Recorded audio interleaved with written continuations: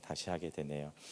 잠시 좀 안내를 하고 하면은 로드십은 복음을 통해서 생명의 교제로 나아가기 위한 가장 기본적인 과정입니다. 그래서 저희 교회에서는 이렇게 이 로드십을 해야지 이제 세례를 받을 수 있는데 가장 기본적인 이 정도는 이제 복음을 알아야지 세례가 이제 사실 복음하고 연관되기 때문에 그렇고요.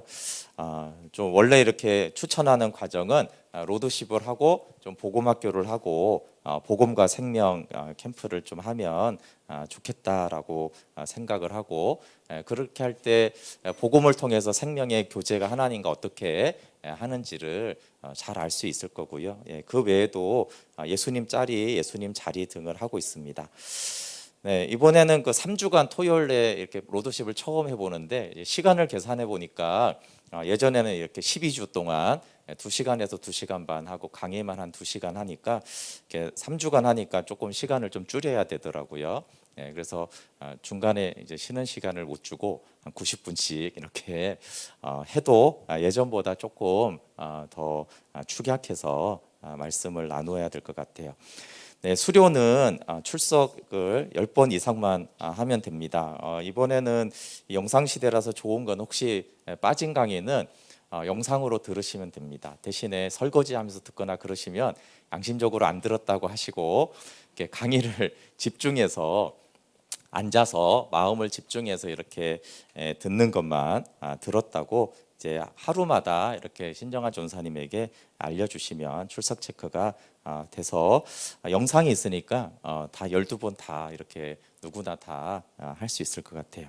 예전에 이제 오프라인 강의만 있을 때는 이렇게 빠지면 이제 기회가 없는데 이번에는 기회가 있습니다. 필독서는 이건 이제 제 책인데 이제 강의를 들으시고 그 분량만큼 읽으면 됩니다. 사람이 책이 두껍다고 놀라는데 책을 쉽게 쓰느라고 두꺼워졌어요. 그래서 뭐 예화도 넣고 이렇게 하느라고 읽는 거는 어렵지 않게 쉽게 읽을 수 있으니까 강의를 듣고 이제 복습을 하시면서 이렇게 좀 책을 읽어주시면 좋을 것 같고요. 책은 세일해서 10,000원입니다. 책이 이렇게 두꺼운데 거스름돈 하기 귀찮으니까 10,000원에 뒤에서 판매를 하고 있고요. 혹시 이제 복음에 대해서 조금 더 이제 알고 싶은 분들이 있다면 여기 정상적인 그리스도인의 생활이 이제 워치만 리가 쓴 것인데 정리가 굉장히 잘 돼 있습니다. 워치만 리에 대한 논의가 조금 있긴 한데 워치만 리는 좋은 사역자입니다. 그 뒤에서 약간씩 이제 좀 이상해지긴 했지만 워치만 리까지는 아주 좋은 사역자예요. 그래서 정상적인 그리스도의 생활이 아주 이제 복음에 대해서 잘 쓴 정리가 잘 된 책이고요. 또 제가 여기 이제 크게 두 가지는 이제 복음과 뒤에 이제 신분까지를 이제 복음으로 보는데 신분에 대해서 되게 잘 나와 있는 책이 내가 누구인지 이제 알았습니다라는 되게 쉬운 책이에요. 그리고 제가 이제 처음 이제 군대에서 이 책을 읽고 이제 복음을 깨닫게 됐는데 존 스토트의 그리스도의 십자가라는 책은 좀 어렵습니다. 좀 두껍고 그렇지만 궁금한 게 이렇게 있으면 논증적으로 좀 알고 싶으면 서문을 좀 읽기가 어렵지만 그리스도의 십자가라는 책이 정반합 이렇게 반론까지 제기하면서 굉장히 잘 쓰여진 탁월한 책입니다.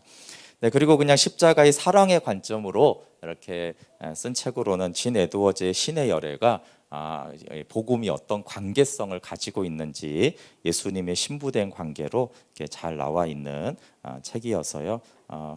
이번 기간에 좀 못 읽어도 좀 복음을 알고 싶다 그러면 이 책을 좀 읽어보시면은 대략적으로 이제 정리가 많이 될 거라고 생각하고요.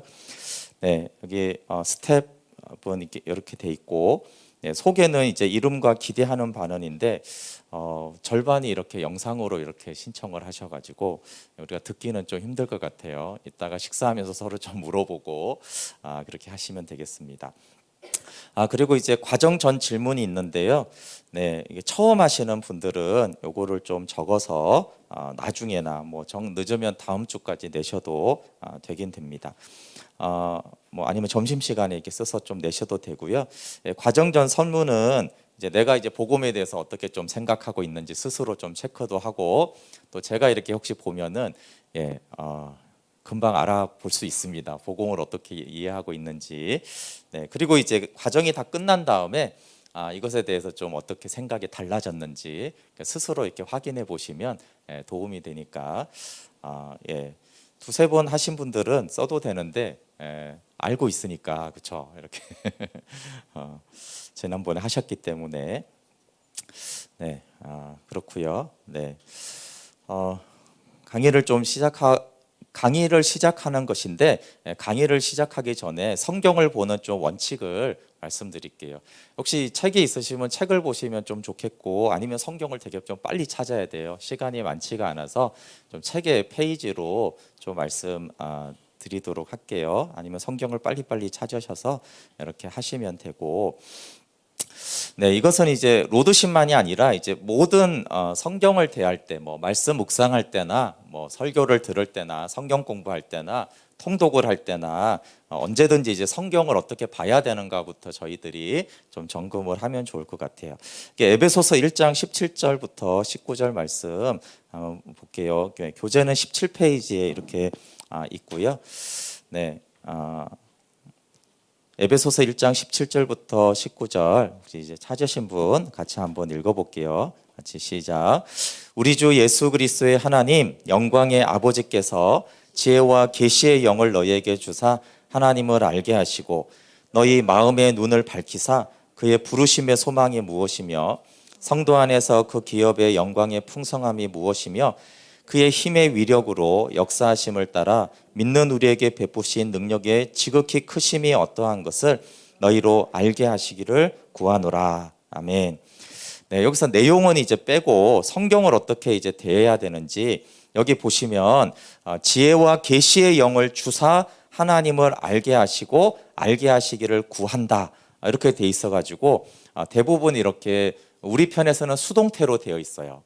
하나님이 알게 하신다 이렇게 되어 있어요. 그래서 보통 이제 사실 성경 공부라고 하는데 저는 이제 저희 교회에서는 말씀 잔치라고 하는데 공부라는 단어를 좀 쓰지 않는 것은 일단 공부를 좀 싫어하는 사람들이 있다라는 것이고 두 번째는 하나님이 공부한 만큼 알게 되지가 않아요.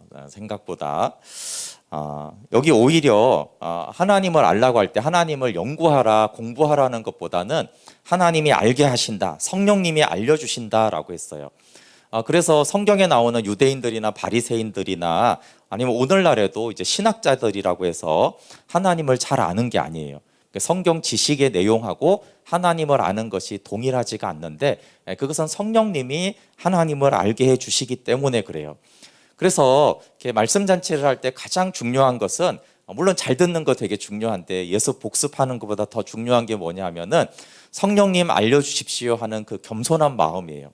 정말 성령님이 알려주지 않으면 하나도 알 수가 없어요.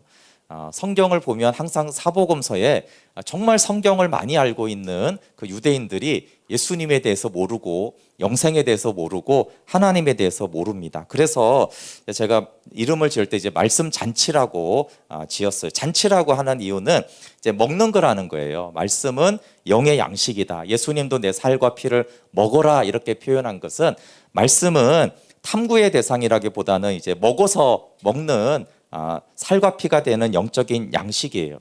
그리고 또 먹으면 어떻게 되냐면 먹으면 삶이 됩니다. 네, 오늘 아침 먹었는지 모르겠는데 우리는 다 먹은 힘으로 살아요. 그렇죠? 적어도 어제 먹었든 그제 먹었든 먹어야지 살아요. 그러면 말씀을 먹으면 그 말씀으로 사라져요. 그런데 말씀을 먹지 않으면 그 말씀이 알게는 되지만 사라지지는 않아요. 그러니까 말씀으로 사는 것은 말씀을 먹어야지 돼요. 그래서 말씀을 먹는 잔치다라고 해서 잔치가 되겠고요.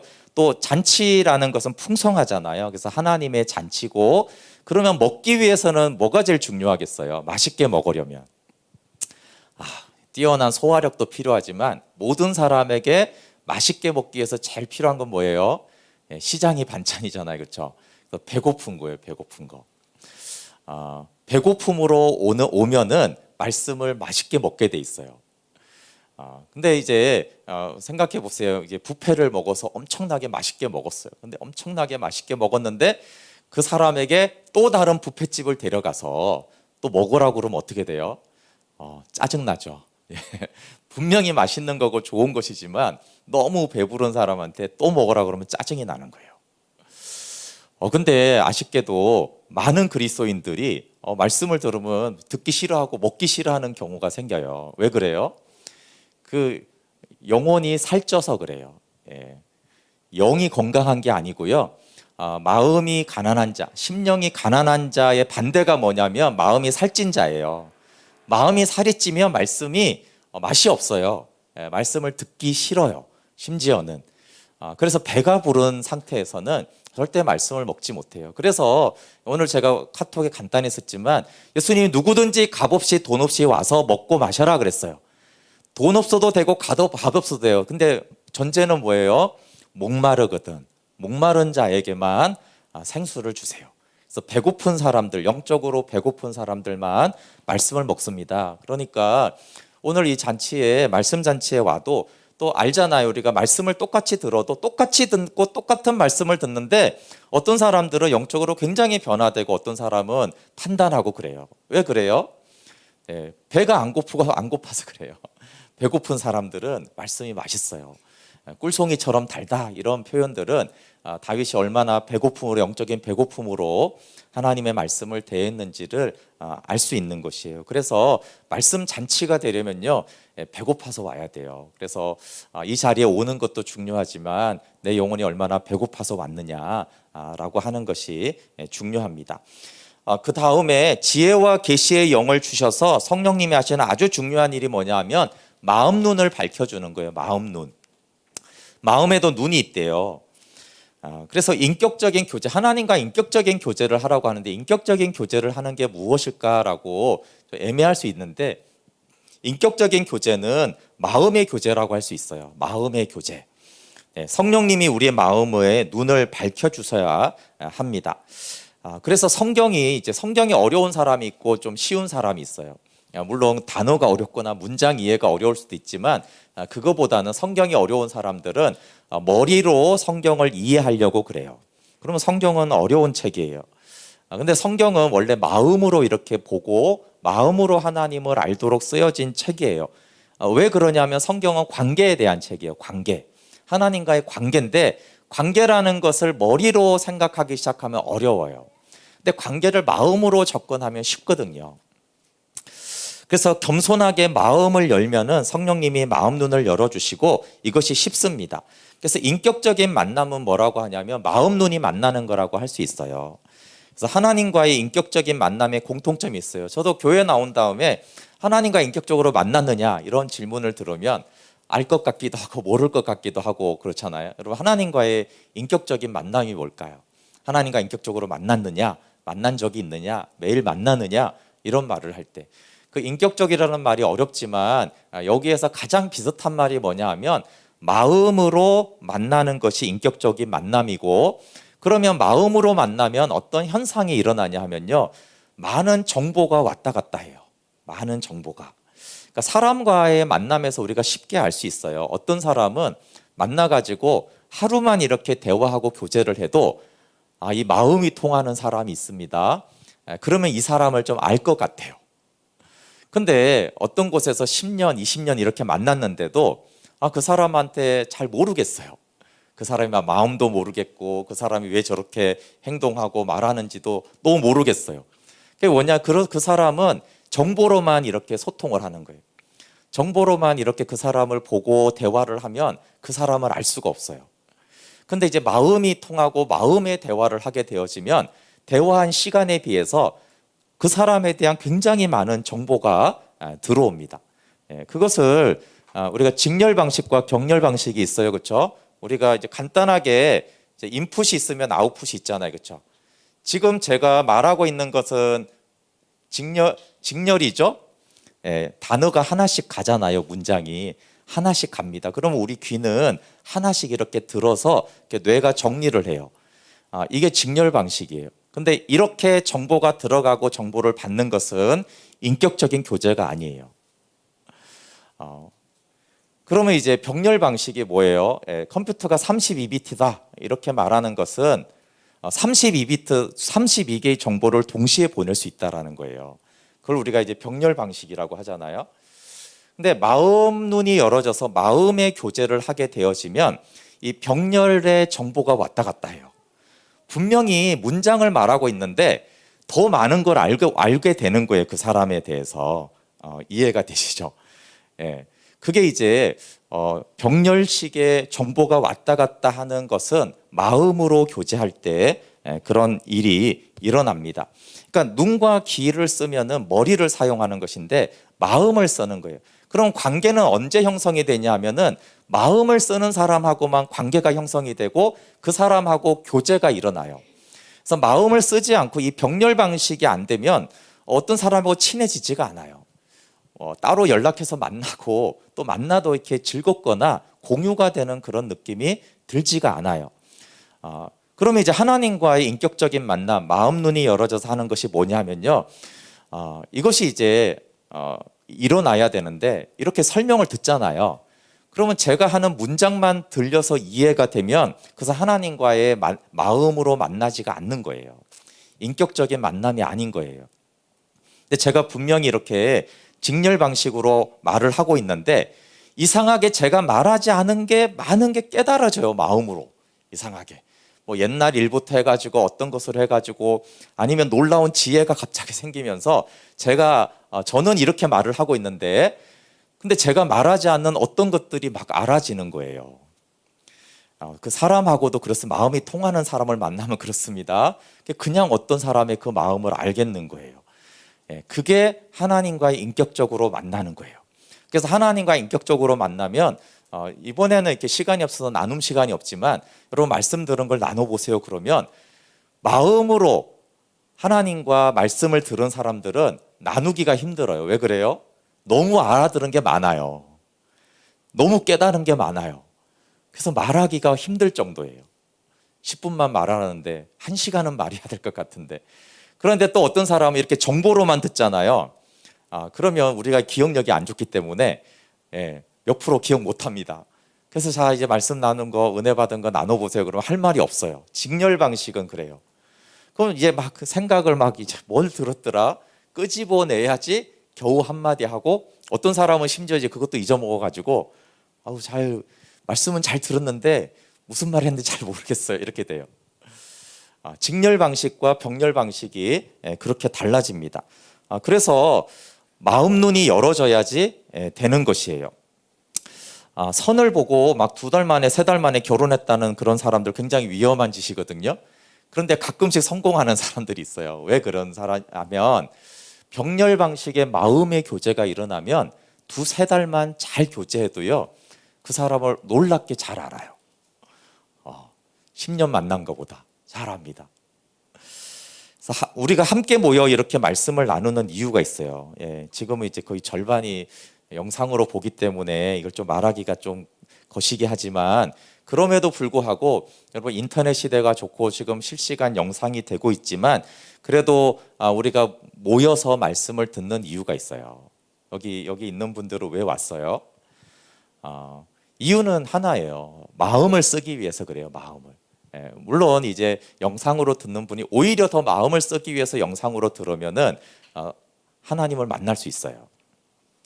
그러니까 결국은 하나님의 말씀을 듣는 것은 이렇게 말을 듣고 설명을 듣는 것이 아니고 내 마음을 얼마나 쓰느냐의 문제예요. 근데 좀 귀찮아요. 마음 쓰기 귀찮아. 그러니까 누워서 이렇게 나는 로드십을 하겠어. 그러면 정보는 똑같이 듣잖아요. 우리가. 그렇지만 우리 마음이 안 열어지는 거예요. 그러니까 말씀을 듣는 것의 관건은 정보를 얼마나 받아들이느냐가 아니라 마음으로 얼마나 들을 수 있느냐 하는 거예요. 그래서 마음을 쓰기 위해서 이렇게 모이는 거죠. 토요일 날 이렇게 쉴 수 있고 할 수 있는 시간에 왜 따로 모일까요? 그것은 마음을 어떻게 쓰는가 이렇게 신청을 받아서 따로 이렇게 말씀을 나누는 이유는 그 마음을 쓰고 마음으로 듣고 마음으로 하려는 그것을 하나님은 보시기 때문에 그렇게 하는 것이에요. 그래서 마음을 어떻게 쓰느냐. 그러니까 예를 들면 북한 같은 데서 영상으로 말씀을 듣는다. 성령님이 강력하게 역사하시죠.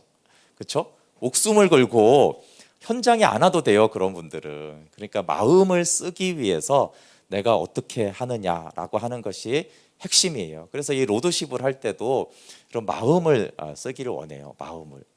그러니까 영상으로 봐도 되고 와도 되고 지각해도 되고 그런데 북한에서 여기 들으려고 지각했어요. 상관없어요, 그렇죠?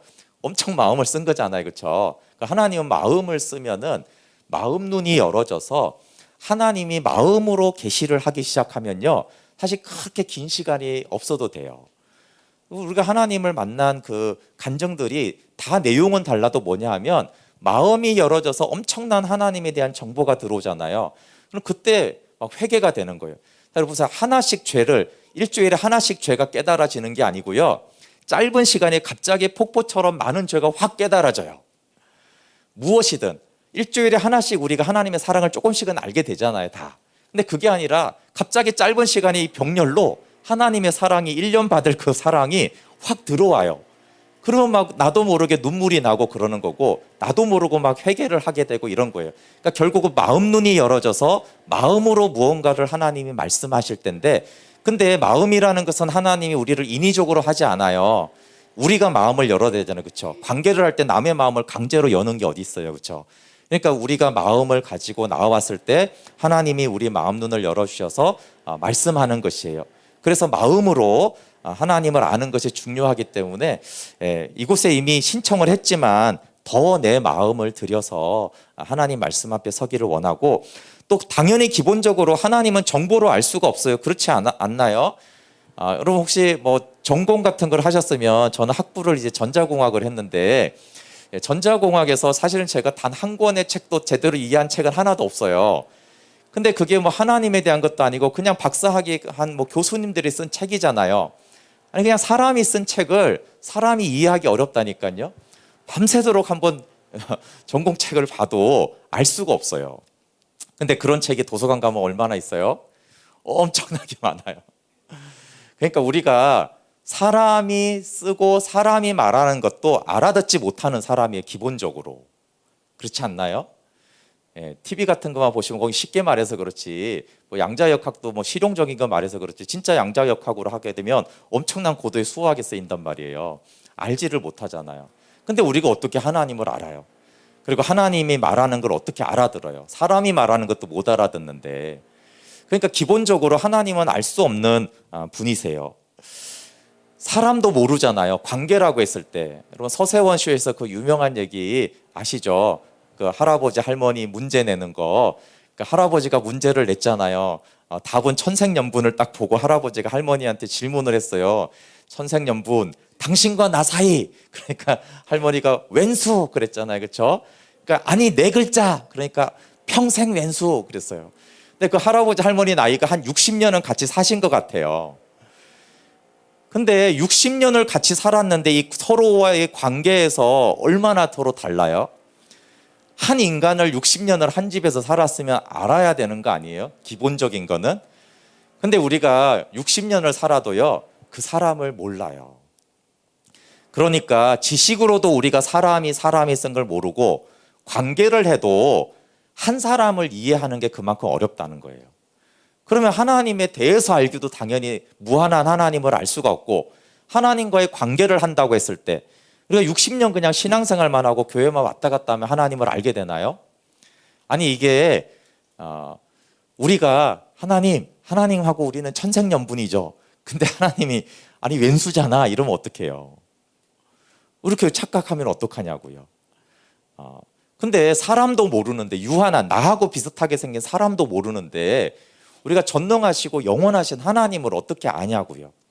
그러니까 마음을 쓰지 않으면 정보로는 알 수 없어요. 근데 그 할아버지와 할머니는 그 할아버지는 어떻게 관계했는지를 금방 알 수 있어요. 이 할머니를 평생 동안 머리로 본 거예요. 그러니까 아마 할머니가 많이 참아주고 잘해준 것 같아요, 그렇죠? 속으로는 끓고 열받으면서 아이 저 원수 같은 거 뭐, 근데 어쨌든 잘해준 것 같아요. 그러니까 할아버지 생각에는 천생연분인 거예요. 근데 할머니는 어때요? 이 마음은 썩어 들어가는 거죠. 그러니까 마음으로는 원수인데, 그러니까 할아버지가 만약에 마음으로 할머니하고 관계를 했다라면 적어도 이 인간, 이 할머니가 나를 원수로 생각하는구나 이런 건 알았을 텐데, 그냥 겉모습만 이렇게 보고 뭐 이렇게 잘 챙겨주고 하니까 천생연분이다 이렇게 한 거예요.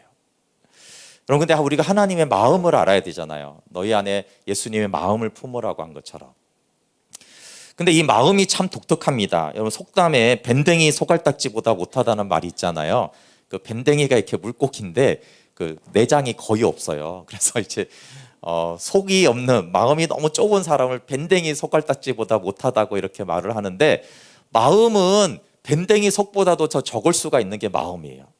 근데 또 놀랍게도 우주보다도 더 클 수 있는 유일한 피조물이 마음이에요. 그래서 하나님이 어디 거하시냐면 마음 안에 거하세요. 하나님을 담을 수 있는 그릇은 피조세계에 존재하지 않아요. 이 우주가 하나님을 담지 못합니다. 근데 놀랍게도 우리 마음 안에 하나님이 계신대요. 그럼 이 마음이라는 것은 하나님의 창조물임에도 불구하고 밴댕이 소갈딱지보다 작기도 하지만, 마음은 쓰면은 하나님을 담을 수 있는 가장 큰 그릇이 마음이에요. 그러니까 유일하게 하나님을 알 수 있는 건 마음이에요. 마음. 물론 더 정확하게는 영인데, 성령이에요, 그렇죠? 영으로 아는 것인데, 그 영은 우리가 이렇게 지각할 수 있는 단어는 아니잖아요, 그렇죠? 영으로 아는 것인데, 그 영으로 아는 것을 마음을 쓰면은 영으로 알아진다라는 것이에요. 그러니까 우주보다도 더 클 수 있는 것이 마음이기 때문에 마음으로만 하나님을 알아요. 그래서 너희 마음 눈을 밝히사 하나님을 알게 하시고 그런 거예요. 마음 눈이 열어줘야지 하나님을 알게 됩니다. 그리고 이제 마음을 쓴다라는 것은 뭐냐 하면 성경을 경전으로 읽지 않는 거예요. 모든 종교에는, 위대한 종교에는 다 그 경전이 있어요. 그래서 성경도 경전인 줄 알아요. 경전은 뭐냐 하면 문자의 뜻이 굉장히 중요한 거예요. 근데 사실은 그 문자는 살아있는 문자가 아니에요. 그 말은 무슨 말이냐면, 처음 예수님 믿은 사람들이 이제 성경을 읽어봐라 그래서 구약을 읽었더니 내용이 너무 어렵다고 그래요. 구약의 내용을 이제 짧게 하면 어떻게 돼? 하나님이 이스라엘을 사랑해서 구원하셨다가 심판하셨다가 구원하셨다가 심판하셨다, 구원했다 심판했다 계속 반복되잖아요. 그래서 죽이겠다는 거야, 살리겠다는 거야, 도대체 뭐야, 이렇게 말을 해요. 그러니까 경전이라는 것은 이렇게 사랑한다라는 메시지가 확실하든지 심판하든지 그래야 되는데, 이게 헷갈리는 거예요. 근데 이게 관계에 대한 말씀이라는 것을 이해하지 못해서 그렇습니다. 그럼 엄마와 여기 이제 서로는 너무 착하긴 하지만, 그럼에도 불구하고 아이들이 다 사고를 치니까 서로는 어떤지 모르지만 보통 그렇습니다. 딱 일어나서 엄마가 이렇게 아이를 자는 모습을 보면 어때요? 너무 이쁘고 사랑스러워요. 근데 이제 성교원을 보내야 되니까 이제 일어나 이러면은 보통 안 일어나는 아이들이 많아요. 그럼 이제 깨우느라고 너는 왜 안 일어나니? 막 이러면서 해요. 그거 이제 딱 일어나가지고 이렇게 하면 또 너무 이뻐요. 이쁘다. 그리고 안아주고 그런다가, 근데 이제 씻기던가 뭐 옷을 입히던가 물건 챙기고 이러면은 또 말을 안 듣고 막 딴짓을 하고 이러면은 너는 왜 이렇게 이걸 안 하니? 이러면서 막 책망하고 그래요. 근데 이제 막 뭐라고 이제 잔소리를 하다가 이제 성교원을 보내려고 이렇게 다 준비를 하면 또 너무 이뻐 보이는 거예요.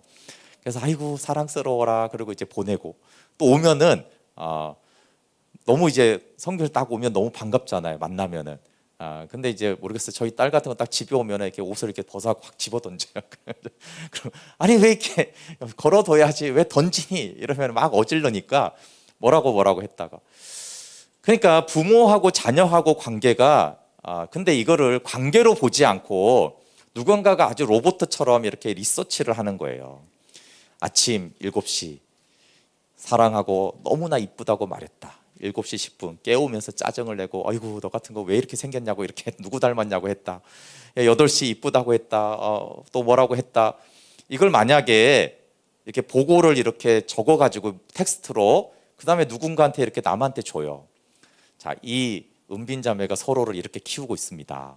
근데 이걸 아주 딱딱하게 이렇게 읽으면은 대부분의 엄마들은 정신분열 환자예요. 제정신이 아니죠. 자녀를 대하는 이 태도가 너무 변하고 불확실해요. 그래서 이렇게 정서가 불안정한 엄마한테 이 아이를 키우면 안 된다라고 다 생각을 해요. 자, 근데 관계를 통해서 보면 이게 정상이에요, 비정상이에요? 비정상이에요? 정상입니다. 관계를 통해서 봐야 되는 거예요.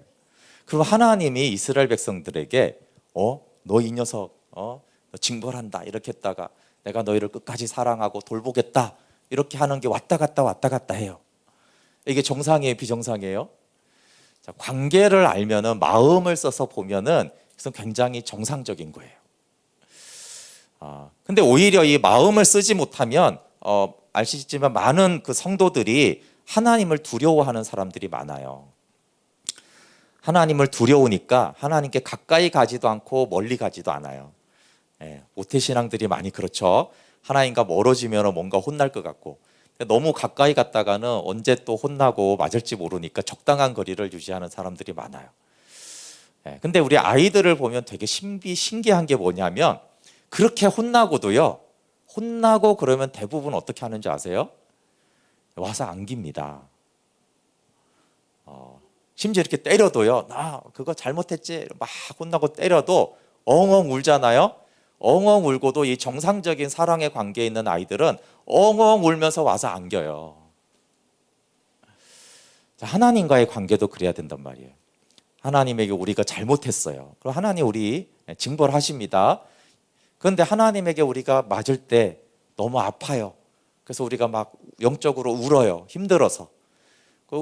울면서 힘들면서 어디로 가야 돼요? 하나님께로 가는 거예요. 하나님, 제가 잘못했어요 하면서 하나님께 안기는 거예요. 이게 하나님과 관계하는 신앙생활이에요. 근데 대부분은 하나님에게 이렇게 하나님이 나를 책망하시고 심판하시는가 보다 이렇게 되면 하나님을 두려워하고 멀어져요. 근데 여러분, 자녀를 이렇게 혼냈는데, 우리 서로를 막 혼냈는데 서로가 엄마를 무서워하면서 적구석으로 딴방으로 가면은 엄마 마음이 찢어지잖아요. 얼마나 마음이 아파요. 비록 혼낼지라도. 그러니까 하나님도 혼냈다가 사랑했다 하는 것이고, 관계 안에서는 자녀들도 역설이에요. 역설. 사랑해 줄 때만 안기는 게 아니에요. 혼낼 때도 안겨요. 그러면 하나님께도 그렇게 하는 거예요. 하나님이 너무 기쁠 때도 하나님께 가지만, 하나님께 혼날 때도 하나님께 가는 거예요. 그게 이제 관계로, 마음으로 아는 거예요. 그것이 성경을 경전으로 읽지 않으면 이것이 너무나 자연스러운 관계를 얘기하는 거예요. 그래서 마음을 사용하면 관계는 쉽습니다. 마음을 쓰지 않으면 관계는 어려워요. 근데 아이들이 기가 막히게 관계를 알아요. 오히려 이렇게 왜 청소년 때 이렇게 부모들하고 관계가 어려워지고 자라면 어렵냐 하면, 오히려 자라면서 마음을 쓰는 기능이 많이 약해져요. 그러니까 이제 머리가 자라면서 여전히 마음을 쓸 줄 알면서 지식이 늘어가야 되는데, 안타깝게도 아이들이 자라면서 이 머리를, 이성을 쓸 줄 알잖아요. 그래서 마음을 쓰는 기능이 많이 약화돼요. 그래서 두 가지, 부모하고의 관계가 나이가 들면서 나빠져요. 왜냐하면 부모를 마음으로 관계하는 걸 몰라요. 근데 이제 부모가 자라면 혼내기도 하고, 너 용돈 안 준다 협박도 하고 막 이러잖아요. 그럼 이제 마음을 쓰는 아이들은 이게 문제가 안 돼요. 이게 여전히 사랑한다라는 건 줄 알아요. 근데 이제 마음을 쓸 줄 모르면 부모하고 관계가 그냥 틀어져요. 두 번째는 하나님과의 관계를 몰라요. 그래서 아이들 때 굉장히 신앙적으로 놀라운 말을 합니다. 심지어 삼위일체도 아이들은 이해해요. 아이들한테 물어보세요. 너는 삼위일체가 이해 가니? 그러면 아이들은요, 어린 아이들은 이해를 합니다. 근데 이렇게 머리가 좀 크면 어떻게 하나님이 삼위일체야? 이렇게 좀 이해하지 못해요. 그러니까 이게 다 관계적인 용어이기 때문에 마음으로 하나님을 알아요. 그래서 아이들 때 영적으로 많이 열려 있어요. 그때 하나님을 계속 알려주면 당연히 너무나 좋죠. 그래서 인격적이라는 것은 말과 행동이 변하는 걸 말합니다. 우상들은 변하지 않아요. 우상들은 항상 돈을 갖다 바치면 복을 주게 돼 있어요. 이런 걸 우상이라고 그래요. 근데 하나님은 언제는 바쳐라 그랬다가 언제 내가 이런 걸 가져오라고 그랬냐 그러잖아요. 그렇죠? 그러니까 인격적인 거는 원래 그렇게 하는 거예요. 그렇잖아요? 자녀가 사랑으로 가져오면 너무 좋은 거고, 건방지게 엄마 이거나 먹고 떨어지셔. 그러면 이놈의 자식이 이딴 거 갖다 버려라 이렇게 하는 거잖아요. 그렇죠? 그러니까 똑같은 행위에 대해서 다르게 하는 거예요. 인격적이라는 건. 그러니까 하나님은 똑같은 행동에 대해서 다르게 말하세요. 왜? 그 마음을 보시고 계속 말하는 거기 때문에 그래요. 그래서 마음으로 봐야 되고, 그것이 인격적인 교제인 것입니다. 근데 문자는 직렬이잖아요. 다시 말하지만 성경책도 직렬 방식으로 돼 있고, 여러분의 기도 제 입도 직렬 방식이란 말이에요. 그러니까 왜 자꾸 성령님을 구하고 마음을 쓰라고 하냐면은 우리가 소통하는 방식은 직렬이에요. 그러니까 직렬을 직렬로 받으면 이 말씀 잔치는 별로 의미가 없어요. 조금 도움 되겠지만 크게 도움이 안 되는 거예요. 근데 이렇게 말할 때 성령이 역사하시고 내 마음으로 듣기 시작하면 내 마음 안에 놀라운 변화들을 일으키시고 하나님이 함께하는 것들을 알게 되어집니다. 네, 그리고 이제 이 첫 시간은 그리스도의 장성한 분량에 이르는 길이라고 해서 먼저는 성경을 어떻게 보는가를 얘기했고, 두 번째는 전체 신앙 생활을 어떻게 해야 되는지에 대해서 좀 우리가 알았으면 합니다. 이거는 그 1:1 제자 양육이라고 온누리교에서 나온 그 표지에 있는 거예요. 그런데 이제 신앙 생활의 전체를 설명하기에는 좋은 것 같아서 이것을 제가 좀 활용을 하는데요. 네, 다음 점심 이후부터는 이제 복음에 대해서만 나눌 거예요. 근데 이것을 하는 이유는 복음에 대해서만 나누는, 복음을 잘 전하는 분들의 약간의 오류가 너무 복음만 중요하다라고 하는 경우가 있어요. 복음 외에 다 필요 없다. 그렇지가 않아서 그래요. 물론 복음이 가장 중요하지만 신앙의 전체 그림을 가지고 그 안에서 복음이 왜 중요하고 복음은 어떤 역할을 하는지를 좀 알아야 되기 때문에 그렇습니다. 네, 모든 것의 기준, 모든 것의 중심은 예수 그리스도이십니다. 우리가 예수님을 믿어서 구원을 받아요, 그렇죠? 예수님을 믿어서 구원을 받습니다. 네, 이것을 뭐 좋게 쓰면 좋고 안 좋게 쓰면 안 좋은데 우리가 구원의 확신을 가질 수가 있어요. 근데 보통 예수 믿고 구원받는다 이렇게 이제 우리가 알고 있잖아요. 근데 예수 믿고 구원받는데 예수 믿고 구원받는 사람들에게 이제 구원의 확신을 체크하면 대부분의 구원의 확신이 없어요. 시와 때에 따라서 구원의 확신이 자꾸 흔들립니다. 그러니까 부흥회를 하거나 수련회를 하거나 말씀을 들을 때 구원의 확신이 있습니까? 그럼 당연히 있죠. 그런데 여러분, 이단이 왜 믿는 사람들만 찾아다니겠어요? 예수 믿는데 낙심한 사람들, 실패한 사람들, 교회에서 시험 든 사람들, 관계에 문제 있는 사람들, 하나님이 기도에 응답하지 않을 때처럼 있는 그 사람들을 찾아다니는 거예요. 그래서 그런 사람들을 찾아가고 구원의 확신이 있는지를 확인하면 글쎄요 이래요.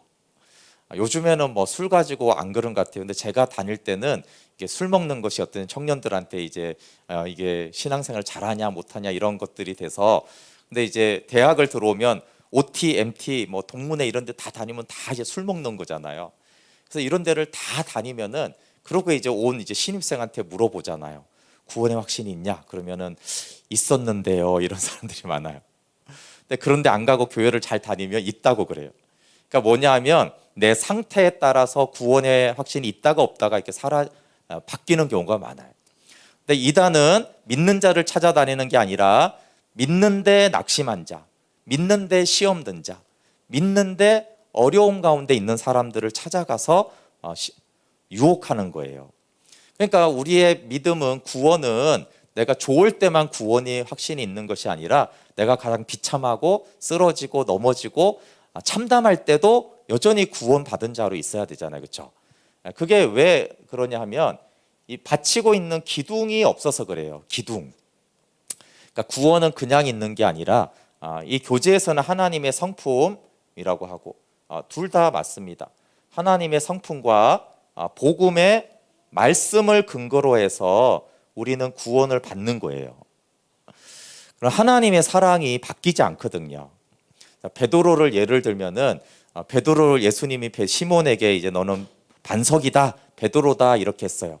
그래서 우리가 베드로를 알듯이 베드로는 자기가 구원받은 줄 알고 나는 죽어도 주님을 떠나지 않겠다고 했어요. 근데 이제 예수님 부인하잖아요, 그렇죠? 예. 자, 이제 선배 중에 그 찬양 가사 중에 하나가 그런 게 있어요. 이 얘기가 나는 절대 변하지 않으리라고 굳게 결심을 했지. 그러나 나는 실패를 했어요.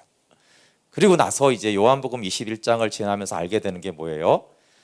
나는 반석 대신 예수 그리스도, 반석이 예수 그리스도죠. 예수 그리스도 위에 또는 그 안에 서 있을 때만 내가 반석이라는 거예요. 그러니까 내가 독립적으로 반석이 아니라 예수님 안에 있을 때만 나는 반석이구나. 여러분, 하나님의 사랑을 떠나면 베드로는 반석이 아니에요. 근데 부인하고 배반한 베드로를 예수님이 사랑으로 계속 품어주시잖아요. 그렇죠? 그 사랑 안에서 베드로는 반석인 거예요. 복음 위에서 베드로는 반석이에요. 그러니까 우리는 말씀으로 거듭나는 거예요. 말씀으로. 근데 우리가 복음의 말씀으로 거듭난 것이 없으면, 말씀을 내가 믿고 말씀에 근거해서 내가 구원받은 것이 없으면은 기초가 없는 거예요. 또 하나는 하나님의 변함없는 사랑. 부모가 자녀가 사고 쳤다고 자녀가 아닌 게 아니잖아요. 그래서 하나님의 성품에 의해서 구원을 받아요. 그러면 이제 신앙생활에 있어서 이것은 뭐가 더 중요하다는 걸 말하는 건 아니지만 순서는 중요합니다. 순서는. 신앙생활에서 가장 첫 번째로 중요한 것은 하나님의 말씀을 아는 것이에요. 특별히 복음의 말씀을 아는 것이죠. 그 다음에 기도로 하나님과 교제하는 거예요. 근데 여기서 왜 기도가 먼저가 아니냐 하면은 말씀을 가지고 기도하는 것이 정말 중요한 기도예요. 또 말씀에 근거한 기도, 말씀과 무관한 기도를 하는 것은 기도가 아니기 때문에 말씀이 더 중요한 것이고, 이것이 하나님과의 관계죠. 대표적으로 하나님과의 관계하는 것이 말씀과 기도인데, 그럼 이제 말씀과 기도로 하나님을 알았어요. 나는 구원도 받았고 하나님을 예배하고 하나님과 관계를 해요. 그러면 그 다음에 해야 될 게 뭐예요? 그 다음에 보통은 예전에는 봉사하고 전도하는 거라고 했어요. 그런데 그게 아니라 그 전에 먼저 해야 될 것은 교제예요. 교제. 성도의 교제. 그럼 성도의 교제는 믿는 사람들끼리 노는 걸 말하는 게 아닙니다. 성도의 교제라는 것은 예수님과 함께 교제하는 거예요. 그게 성도의 교제예요. 남성분들은 뭐 딴짓을 하고 싶어서 물어보는 사람들이 있어요. 소그룹 때 이런 걸 해도 되냐? 안 해야 되냐? 질문은 이렇게 하면 됩니다. 예수님과 함께 할 수 있는 거는 다 하세요. 예수님과 함께 할 수 없는 것은 다 하지 마세요. 그게 이제 성도들이 모여서 할 수 있는 것과 못하는 거의 관계예요. 그러니까 당연히 예수님과 함께 하니까 예수님에 대해서 얘기하고 말씀에 대해서 얘기하는 게 정상이죠. 그러나 예수님과 함께 식사를 해도 좋은 거예요. 그래서 예수님과 함께 하는 것이 성도의 교제, 코이노니아입니다. 그러면 교제를 이제 성도하고 교제도 해요. 그 다음에는 뭘 해야겠어요? 여기는 서로 사랑, 세 계명이죠. 요한복음 13장에 서로 사랑하라 그랬잖아요. 그거는 교회 안에서 서로 사랑하는 교제를 말해요. 그렇지만 이제 지상 대명령이 있잖아요. 그렇죠? 모든 족속에게 복음을 전해라. 그래서 전도하고 선교하는 걸 해야 돼요. 근데 교제가 먼저인 이유는 물론 교제도 없이 전도 자체는 할 수 있어요. 그러나 사실 교회 공동체에서 서로 교제하지 않으면 별로 이제 교회 데려오고 싶은 마음도 없어지고, 또 전도를 한다고 그래도 그 사람이 교제 안에 들어오지 못하기 때문에 전도가 잘 되지도 않아요. 그래서 전도를 해서 물론 예수님도 알게 하지만 교회 한 지체가 되게 해야 되는데 먼저 교제를 해야 되는 것이죠. 그래서 하나님과의 교제, 하나님을 사랑하라. 그렇죠. 큰 계명, 하나님 사랑하라. 여기가 두 개가 이웃을 사랑하라예요. 이웃을 사랑할 때 서로 사랑의 세 계명과 지상 명령인 복음을 전하는 이 두 사명이 같이 있어야 되는 것이에요. 그러면 이렇게 복음을 전하는 데까지 이제 하게 되어지면 하나님이 우리에게 주시는 좋은 선물이 있는데 그것이 성령 충만이에요. 성령 충만은 물론 한 가지는 하나님의 말씀이 내 안에 거하는 것이 에베소서 5장과 골로새서에 보면, 그렇지만 이렇게 복음을 전하는 자에게 하나님이 성령 충만한 은혜를 많이 주세요. 왜냐하면 전방이거든요. 최전방 영적 싸움을 해야 되니까 성령께서 함께 하여서 도와주시고 역사하시는 은혜들이 여기는 많이 있어요. 후방에서 안주하는 사람들보다는 전방에 나가서 복음을 전하고 할 때, 그래서 그 선교사님들의 스피릿이 많은 경우에 이렇게 많이 깨어 있어요. 그게 뭐 다르게 우리하고 다른 것이 아니라 그 영적 전쟁하고 복음을 전하는 그 최전방에 있잖아요. 그러니까 성령님이 그 분에게 계속 많은 것들을 공급하시고 최신 무기로 함께 해주시는 것들 때문에 선교사님들의 스피릿이 굉장히 많이 깨어 있는 경우들이 많은 이유가. 근데 우리도 똑같아요. 우리가 전도하고 선교에 동참하고 하게 되어지면 우리 영이 깨어나고 성령 충만합니다. 근데 그 다음에 여기가 되게 중요해요. 이렇게 쭉 하나님과의 교제하고 성령 충만하면은 그 다음에 뭐가 여기 있을까요? 이게 아주 중요합니다. 예측을 잘 못하는. 이때 하나님이 허락하시는 것이 시험이에요. 시험. 이게 예측하지 못한 일이에요.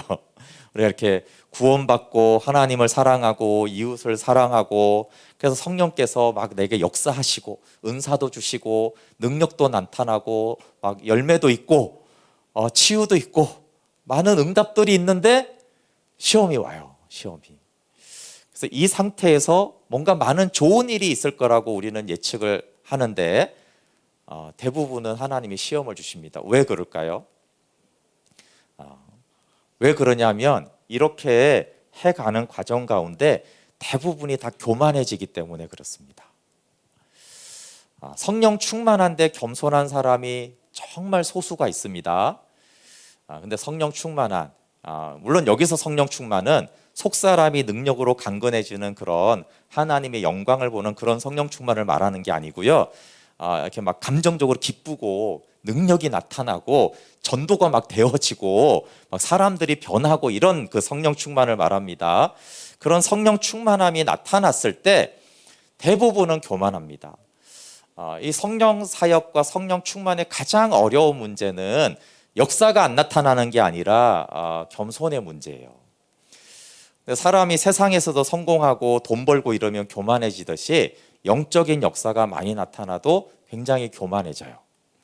그래서 많은 역사와 권능들이 나타날 때 겸손한 사람들이 많지가 않아요. 그래서 하나님이 낮추시느라고 겸손하게 하는 것입니다.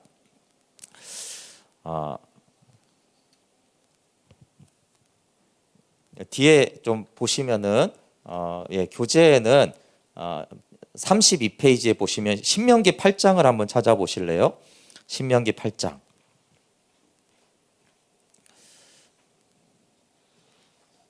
신명기 8장 16절만 거기 있는데 성경을 좀 보시면은 신명기 8장 2절에 내 하나님 여호와께서 이 40년 동안에 내게 광야길을 거기 하신 것을 기억하라.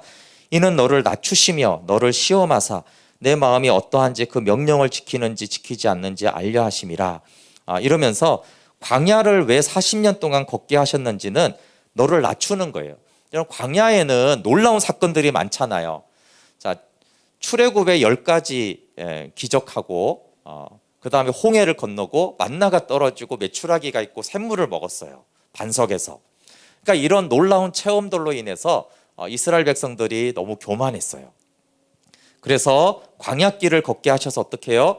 처음에 너를 낮추시며요. 낮추시며. 그러니까 우리가 이런 놀라운 체험들을 하고 구원을 받으면서 겸손하면 좋은데 이렇게 놀라운 체험과 구원의 은혜와 감격 속에서 우리는 교만해집니다. 그래서 너를 낮추는 거예요. 그래서 너를 시험하는 거예요. 시험을 하는 거죠. 그래서 시험이 뭐예요? 네 마음이 어떤지 알려고 하는 거예요. 그러니까 여기서 왜 시험한다고요? 이런 너의 마음이 어떤지를 나는 알겠다라고 하는 거예요. 그러면은 우리의 마음이 대부분 교만합니다. 3절을 보면 8장 3절을 보면 너를 낮추시며 너를 줄이게 하시며 너도 알지 못하는 만나를 먹이신 것은 네가 말씀으로 사는 줄을 내게 알게 하려 하심이니라. 이게 말씀으로 사는 사람이 겸손한 사람이에요. 그러니까 자, 능력으로 사는 사람이 아니고요. 성령 충만한 어떤 이러한 결과로 사는 사람이 아니라 말씀으로, 말씀은 예수 그리스도이십니다. 말씀이 예수 그리스도잖아요. 말씀으로 사는 줄을 아는 사람이 겸손한 것인데, 근데 말씀으로 사는 것과 우리가 여기서 말하는 성령 충만 하고는 달라요. 그래서 8장 16절에 보면 내 조상들도 알지 못하는 만나를 광야에서 내게 먹이셨나니 이는 다 너를 낮추시며 너를 시험하사 마침내 내게 복을 주려 하심이니라. 계속 광야는 뭐예요? 낮추는 거예요. 시험의 목적은 낮추는 거예요. 왜요? 높아져 있으니까 낮추는 거죠. 그러면서 17절에 이렇게 말해요. 그러나 내가 마음에 이르기를 내 능력과 내 손의 힘으로 내가 이 재물을 얻었다 말할 것이라.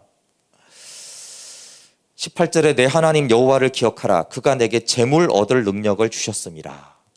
네, 핵심은 뭐예요? 내가 했다라는 거예요. 내가 했다.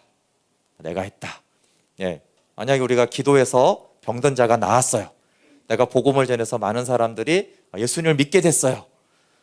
내가 섬겨서 교회 공동체가 세워졌어요. 그럴 때 핵심은 뭐라고요? 내가 했다. 내가 돈을 벌었어요. 내 능력으로 돈을 벌었다. 이렇게 말하는 게 교만이라는 거예요. 그걸 없애기 위해서. 근데 쉽지 않습니다, 여러분.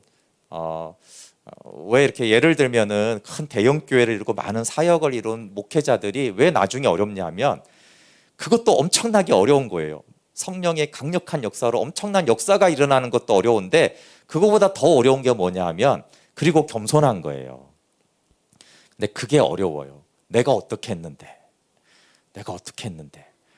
내가 가족들 다 희생하고 내가 온 삶을 바쳐서 내가 이렇게 교회를 세웠는데 내가 저 사람들을 섬겼는데 근데 목회자만 그런 게 아니라 부모도 내가 이놈의 자식아 너를 어떻게 키웠는데 이런 거 있잖아요. 그렇죠? 예. 그리고 어떻게 번 이 재산인데 이런 것들.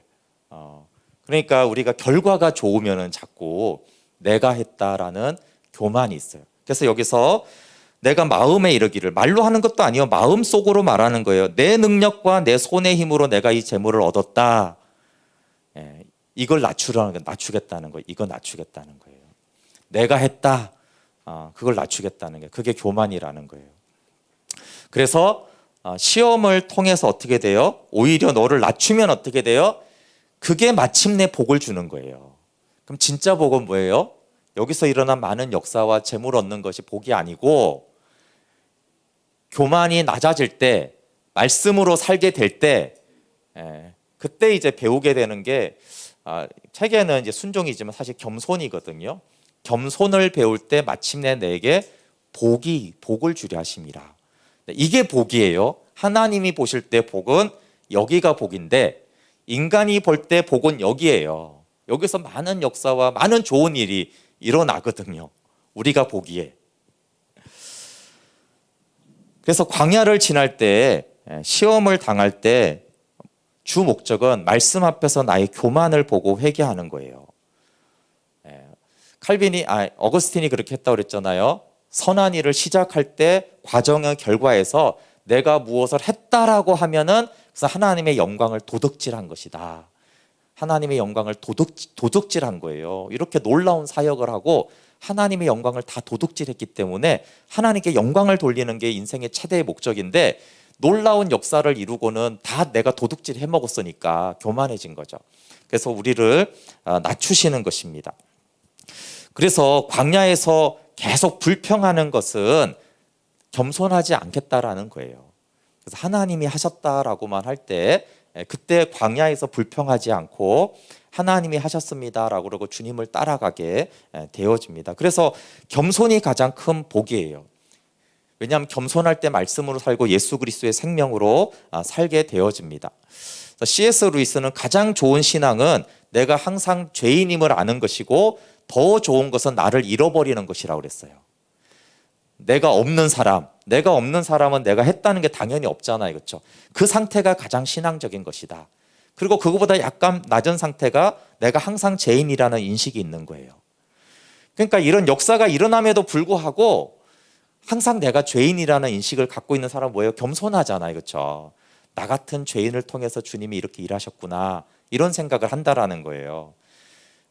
근데 이제 그 죄인이라는 내가 없어지는 자의식이 사라지지 않으면 우리가 교만해집니다. 그러면은 이렇게 여기까지 사실은 거쳐와야지 여기서 이제 사역을 하는 거예요. 그러니까 우리가 그 전에도 사역은 하지만 오히려 여기서 많은 역사가 일어나지만 진짜 하나님이 쓰시는 사역자는 이런 겸손의 과정이 있는 사람인 것이죠. 이게 좀 좁은데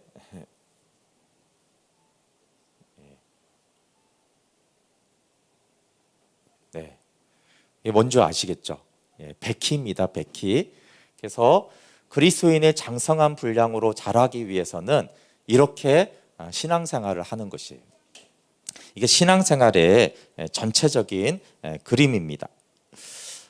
그러면은 이제 신앙생활이 무엇인지를 알 수 있어요. 먼저 구원의 확신에 대해서, 근데 우리가 가장 취약하기 때문에 이 부분에 대한 말씀을 나누는데, 그 앞으로 좀 가셔서 교재 25페이지를 보면 또 성경 마태복음 7장 21절부터 23절을 보시면요, 굉장히 우리 가운데 경고가 되는 말씀이 있죠. 마태복음 7장 21절부터 23절, 나더러 주여 주여 하는 자마다 천국에 다 들어갈 것이 아니요 다만 하늘에 계신 내 아버지의 뜻대로 행하는 자라야 들어가리라. 그날에 많은 사람이 나더러 이르되 주여 주여 우리가 주의 이름으로 선지자 노릇하며 주의 이름으로 귀신을 쫓아내며 주의 이름으로 많은 권능을 행치 아니하였나이까 하리니 그때 내가 저희에게 밝히 말하되 내가 너희를 도무지 알지 못하니 불법을 행하는 자들아 내게서 떠나가라 하리라. 아멘. 네, 이게 이제 신앙의 전체적인 요소인데 구원의 문제부터가 쉽지가 않아요. 네, 우리는 구원의 확신이 있느냐라고 질문을 하게 되면 대부분이 병고침 받았어요, 은사 받았어요, 수련회 때 그때 펑펑 울었어요, 우리 집안은 믿는 집안이에요, 막 이런 대답을 하는 경우가 많은데, 그럼 방언 받았다고 구원 받은 겁니까? 물론 이제 구원받을 가능성이 더 높겠죠. 근데 성경에 보면 발람의 나귀가 있는데 나귀가 사람 말을 합니다. 나귀가 방언한 거죠. 네, 그렇다고 해서 그 나귀가 구원받은 건 아니잖아요, 그렇죠? 근데 여기 보면은 나더러 주여 주여 하는 자마다 마지막 날에 천국에 들어가는 것이 아니라는 거예요. 그리고 그날에 적은 사람이 아니라 많은 사람이 22절에 이렇게 말한다는 거예요. 내가 주의 이름으로 선지자 노릇했다라는 거는요, 말씀을 탁월하게 전한 거예요. 그리고 주의 이름으로 귀신을 내쫓아요. 축사 사역을 많이 한 거죠. 그 다음에 많은 권능을 행했다라는 것은 많은 치유와 표적과 기사가 나타나겠다라는 거예요. 그런데 이 정도면은 엄청나게 유명한 부흥회 강사입니다. 보세요. 부흥회를 했는데 이 사람 말씀을 탁월하게 전합니다. 거기서 많은 귀신이 떠납니다. 병자들이 낫고 표적들이 많이 나타납니다. 사람들 몰려오지 않을까요? 그렇죠? 어떻게 생각하세요? 근데 그 부흥회에 참석해서 펑펑 운 것으로 구원받았다. 그러면 예수님이 뭐라고 말하냐? 거기 강사가 지옥 갔어. 그 강사들이 주여 내가 주의 이름으로 이렇게 하지 않았습니까? 나는 너를 도무지 모른다. 불법을 행하는 자들아 내게서 떠나가라. 이렇게 말하는 거예요. 그러니까 부흥에서 눈물 흘렸다고 병고침 받았다고 방언 받았다고 천국에 가는 것이 아니라는 거예요. 그래서 구원에 대해서 하나님을 체험한 것을 구원으로 생각하는 사람들이 많아요. 그렇지 않습니다. 구원은 예수 그리스도의 생명을, 예수 그리스도를 내가 생명으로 받아들이는 것을 말을 해요.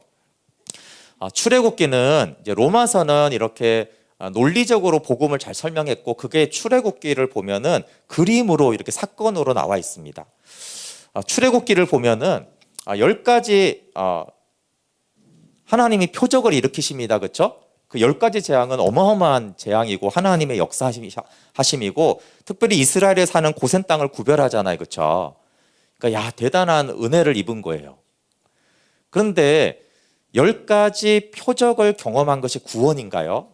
그렇지 않다라는 거예요. 10가지 표적은 그냥 이 성경이 없어서 제가 전은혜라고 하는데, 전은혜. 은혜, 진짜 은혜를 잊기 전에 하나님이 주시는 전은혜가 있어요. 그러니까 사람이 갑자기 예수님을 믿게 되는 게 아니고 하나님이 어떤 은혜들을 계속 베푸는 과정이 있어요. 그게 출애굽기는 10가지 표적을 경험합니다. 근데 이거는 자세히 보면 애굽 사람들도 경험하는 거예요. 애굽 사람들도 어쨌든 재앙일지라도 하나님의 권능을 보잖아요. 그렇죠? 그러면 이제 구원 사건은 어디서부터 구원 사건이라고 하냐면, 이것이 구원 사건이 아니라 유월절 사건이에요. 그렇죠? 유월절에서 어린 양의 피를 바르고, 그 피를 바른 그 집 안에 들어가 있는, 그러니까 피 안에 있다, 이런 뜻이에요. 그러니까 그리스도가 유월절 어린 양이니까 그리스도 안에 들어가 있다 라는 뜻이에요. 그 피를 믿는 자. 그래서 유월절이 죄사함의 사건이잖아요. 그렇죠? 유월절이 죄사함의 사건이에요. 그래서 유월절을 통해서 그 피를 믿는 자가 죽음을 면하는 거예요. 그러면 이제 이게 그림이기 때문에 시간차가 있는 건 사실 한 사건인데, 그 다음에 이제 홍해를 지내요. 홍해를 고린도서에는 세례라고 그래요. 세례. 그리고 시내산에서 언약을 맺습니다. 그런데 요 세 가지가 구원이에요. 구원. 이게 죄사함 받는 거죠. 구원은 신약에서는 죄사함과 생명이에요. 생명을 얻는 것. 그래서 죄사함과 세례를 통해서 하나님과의 언약 관계에 들어가는 것. 근데 이제 신약에서는 이게 동시적인 사건이에요. 근데 구약에서 이게 어떻게 일어났나고 했을 때 이렇게 보여주는 거예요. 왜냐하면 죄사함을 받아야지 생명을 얻는 거잖아요. 그렇죠? 그래서 죄사함을 받고 그 다음에 죽고 부활한 자가 언약 백성이 되는 것이에요. 그래서 유월절 사건과 홍해 사건과 언약 관계까지 가야지 구원받은 거예요. 근데 여기 보시면은 오히려 권능을 행하고 체험하고 병이 낫고 어떤 이런 것들은 오히려 여기에 해당된단 말이에요. 여기에. 그렇잖아요. 그래서 물론 여기에도 어떤 기적적인 것들이 있지만, 그러면은 우리가 하나님을 만나는 과정이 그래요. 어떤 갑자기 아까 말한 대로 주님 예수님을 왜 내 주인으로 갑자기 영접하겠어요? 그럴 일은 없잖아요. 아니, 내 인생이 왜 예수님이 주인이에요? 그게 아니라 그 전에 어떤 일들을 하나님 일으키세요. 그게 모태신앙이든 기적을 체험하든 펑펑 눈물을 흘리든 내 상처를 치유해 주시든 어떤 그런 전 은혜를 주신단 말이에요. 그래야지 여기에 들어가는 거 아니겠어요? 그렇죠? 이 10가지 재앙이 갑자기 없이 갑자기 피 발라라 그러면 아니, 뭔 소리야 그럴 거 아니에요. 그렇죠? 거기 피 바르면 거기 들어가면 산다. 그런 게 어디 있어? 이럴 거 아니에요. 그렇죠? 근데 이 10가지 재앙을 본 사람들은 어때요? 아멘 하는 거예요. 아멘. 그렇죠. 그러니까 어떤 하나님의 것들을 다양합니다. 이것들을 10가지나 되듯이 각 사람마다 굉장히 다양해요. 그러나 그 과정을 통해서 예수님을 나의 주, 나의 생명으로 받아들이고 모셔야겠다. 영접해야겠다. 그리고 그분이 나의 죄를 사해 주신다라는 것들을 믿게 되어지는 토양 작업을 하는 것이에요. 근데 많은 경우에 이 토양 작업을 구원의 사건으로 이해하는 경우가 많이 있단 말이에요. 근데 요한복음 1장 12절에 말하잖아요. 이는 혈통이 아니고 육정도 아니고 사람의 뜻이 아니고 하나님께로 태어나야 된다고 그러잖아요. 그렇죠? 혈통, 몇 대째 집안, 믿은 지 몇 년 이런 게 아니라는 거예요. 집안으로 혈통으로 구원받지 않습니다. 그래서 이게 십자가에서 이루어지는 사건인데 새 언약을 맺는 거죠. 신약에서는. 그래서 이 전 은혜가 아니라 전 은혜로 인하여서 복음의 말씀 앞에 나와서 십자가로 구속받아야 돼요. 우리 편에서는 십자가 복음을 믿고 예수님을 영접하는 것이죠. 그래서 구원의 근거를 나에게 두는 것이 가장 큰 문제입니다. 여기서 아까 제가 이 구원의 근거를 나로 두면은 구원의 문제가 큰 문제가 생기는 겁니다. 그러니까 나라는 거는 내 경험, 내 의지, 내 판단을 말하는 거예요. 저 믿기로 했어요. 그러면 이 구원의 문제는 흔들린단 말이에요. 그러니까 베드로도 흔들렸잖아요. 의리의 사나이 베드로도 흔들리잖아요. 저는 죽어도 믿을 거예요. 그런 믿음은 구원의 믿음이 아니에요. 나는 변합니다. 그리고 여러분, 우리 인생이 약해요. 언젠가 나를 못 믿을 때가 있어요. 내가 나를 믿지 못할 때가 있단 말이에요. 우울증 걸리고 공황장애 와보세요. 누구나 올 수 있어요. 나를 어떻게 믿어요? 그래서 나의 근거한 내 믿음, 사람의 뜻은 뭐냐면 내가 생각하니까 기독교가 좋은 것 같아. 그런 사람의 판단으로 믿으면 구원은 없는 거예요. 근데 천지가 요동하고 없어져도 없어지지 않는 것이 복음의 말씀이에요. 그렇죠? 그리고 우주가 없어져도 하나님의 사랑은 성품은 변하지 않아요. 그러니까 영원한 것에 근거해서 복음의 말씀에 근거해서 내 구원이 있어야 되는 거예요. 나는 흔들리지만 베드로는 부인했지만 예수님은 변함이 없잖아요. 그렇죠? 베드로가 고백한 그 신앙의 대상은 예수님은 변하지 않아요. 그 믿음이 구원인 것이지 나에 대한. 근데 이제 구원의 확신이 있냐라고 하면은 이 대답을 들어보면은 나에 근거한 게 많아요. 저 그때 그랬어요. 저 울었어요.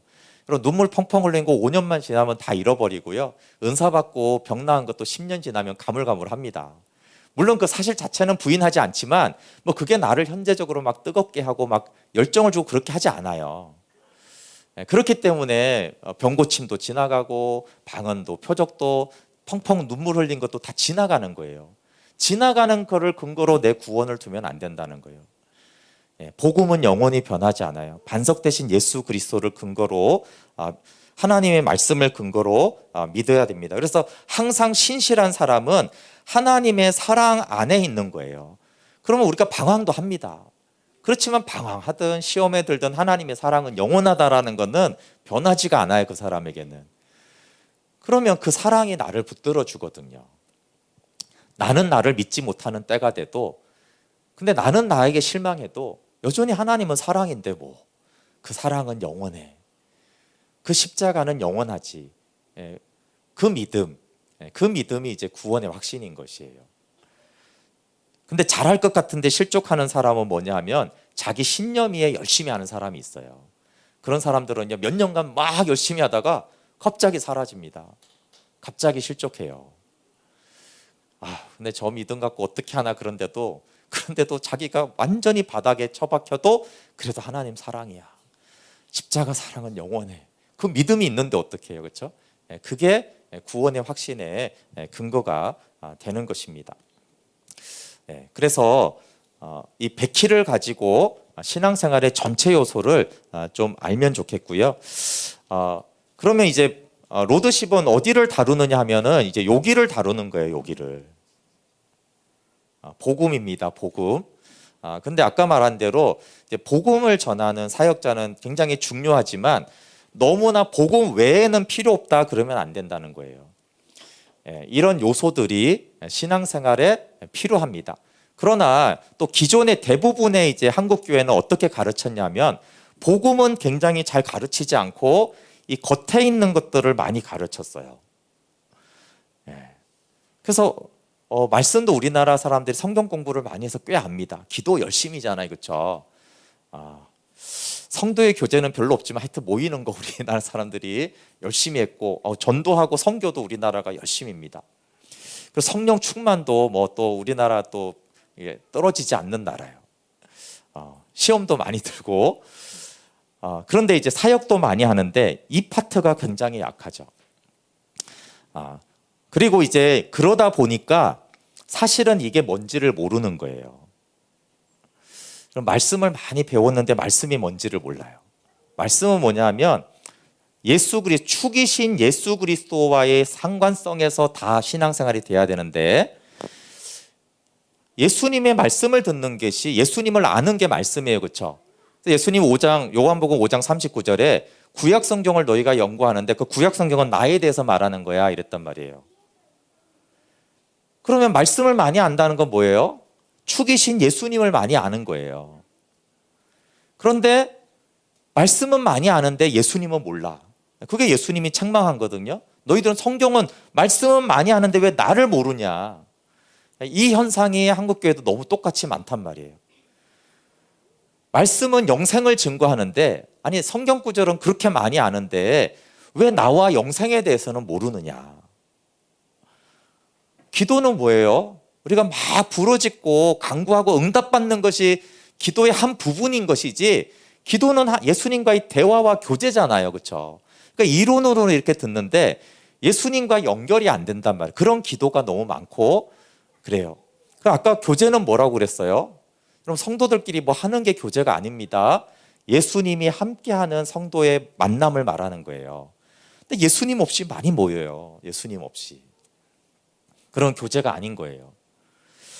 전도, 선교는 누구를 전하는 게 전도예요? 예수님 전하는 게 전도잖아요. 그렇죠? 예수님 전하는 거. 물론 교회 오게 하려고 목사님 좋게 얘기하는 건 좋은 거지만 목사 교회 얘기하는 자랑하는 것이 전도는 아니잖아요. 그렇죠? 그러니까 그것만이 아니라 교회 안팎에서 예수님을 알리는 것에는 매우 우리가 미숙해요. 보이는 것을 말하는 것은 하지만, 근데 성령 충만, 성숙한 성령 충만이 아닌 성령 충만의 가장 큰 문제는 뭐냐면 예수님을 드러내고 나타내는 성령 충만이 없는 거예요.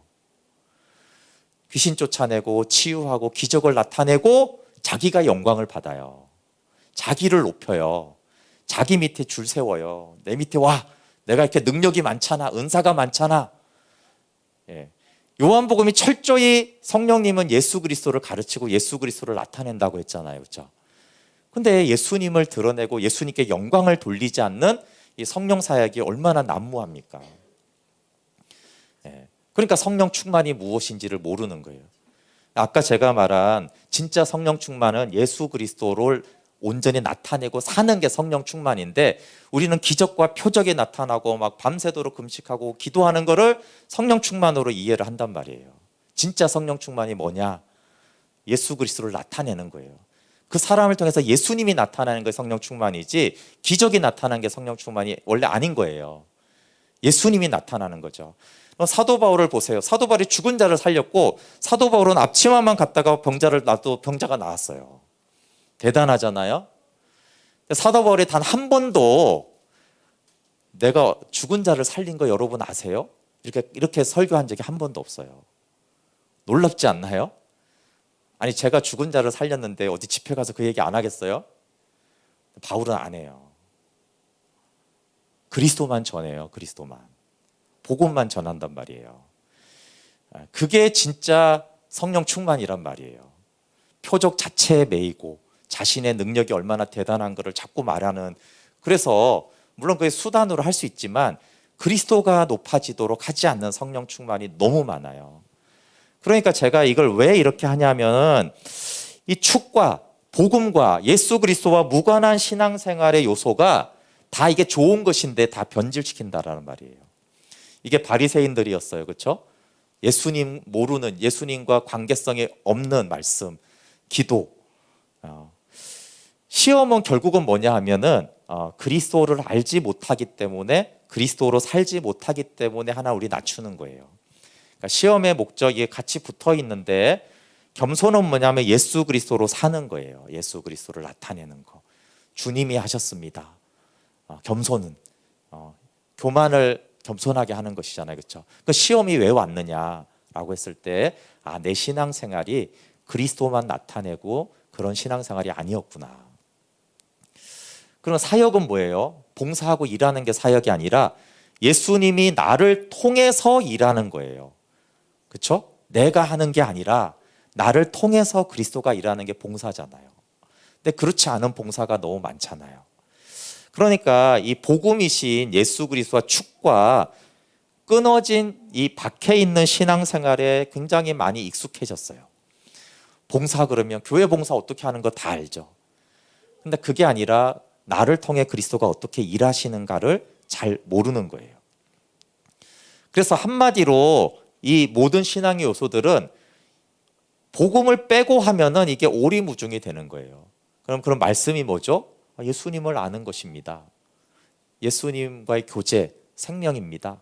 기도는 뭡니까? 예수님과 교제입니다. 교제는 뭡니까? 예수님과 함께 예수님을 나누는 것입니다. 예수님을 전하는 것입니다.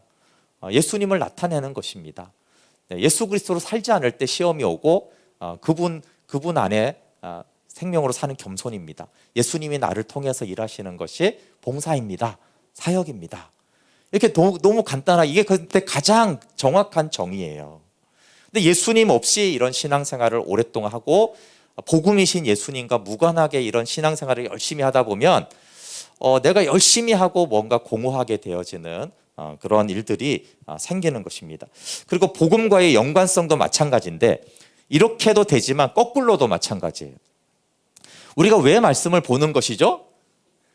이게 중요합니다. 아까 말한 대로 그리스도 안에 거하기 위해서 말씀을 보고 듣는 거예요. 말씀 자체를 아는 게 절대 목적이 아니에요. 그럼 왜 우리가 기도하는 줄 아세요? 기도의 가장 큰 목적은 그리스도 안에 거하기 위해서예요. 자, 예를 들면은 정죄감이 있을 때 무엇을 하냐라고 이렇게 질문을 하면 가장 많은 대답이 기도를 한다라는 대답이었더라고요. 예, 그럼 기도를 하면 정죄감이 없어집니까? 그랬을 때 없어집니다. 잠깐. 근데 그런 기도는 불교에도 이렇게 기도하는 게 있고 모든 종교에 기도하는 게 있는 거예요. 근데 성경은 이렇게 말해요. 예수 그리스도 안에 있는 자에게 결코 정죄함이 없다고 그랬잖아요. 자, 기도하는 자에게 정죄함이 없다고 하지 않았고 예수 그리스도 안에 있는 자에게 정죄함이 없어요. 그러면 기도를 왜 하냐 하면 기도를 해서 예수 그리스도 안에 있는 자가 되면 정죄함이 없는 거예요. 그렇죠? 그러니까 기도 자체를 하는 게 우리는 목적이 아니라 기도를 통해서 그리스도 안에 머무는 것을 위해서 기도하는 거예요. 교제도 마찬가지예요. 사람들끼리 재미있게 놀고 수다 떨고 그래서 우리가 성도의 교제를 하는 게 아니란 말이에요. 우리가 성도의 교제를 하는 목적은 그리스도를 알고 그리스도를 나누기 위해서 하는 거예요. 요한일서 1장 1절부터 3절에서 우리의 사귐은 예수 그리스도와 함께 하는 것이다. 네, 그리스도를 알려고 교제하는 거예요. 여기는 이제 같이 가는 것이죠. 예, 그리스도를 전해서 이것도 다 그리고 이거는 이제 그리스도를 나타내는 거잖아요. 그러니까 그리스도에게서 나가는 것이든 신앙의 요소를 통해서 그리스도와 관계를 맺는 것이든 그리스도를 떠나서 신앙 요소는 존재하지 않아요. 그래서 제가 이걸 하는 중요한 이유 중에 하나가 모든 신앙생활이 축이신 그리스도와 연결돼 있다는 걸 아는 거예요. 그리고 이게 장성한 분량으로 이렇게 가야 된다라는 거. 그리고 이게 이제 길인데 우리가 이렇게 길을 가잖아요. 천국 여정을 이렇게 가는 데 있어서 이것들을 좀 알아야 되는 이유는 이 균형이 이렇게 너무나 깨어지면은 자초하기 때문에 그래요. 자초하기 때문에.